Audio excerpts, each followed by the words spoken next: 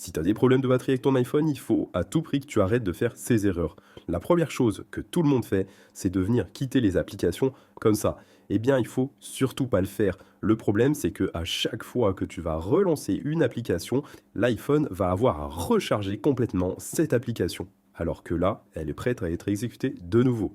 Tu peux aussi allumer ta batterie si tu n'as pas activé l'option dans tes réglages, batterie, dans état de santé, batterie, recharge, et ensuite que tu n'as pas activé recharge optimisée de la batterie. Là, ça veut dire que dès que tu le mets à charger, le téléphone charge directement jusqu'à 100% et reste un moment à 100%. C'est pas du tout bon pour ta batterie. Active donc cette option.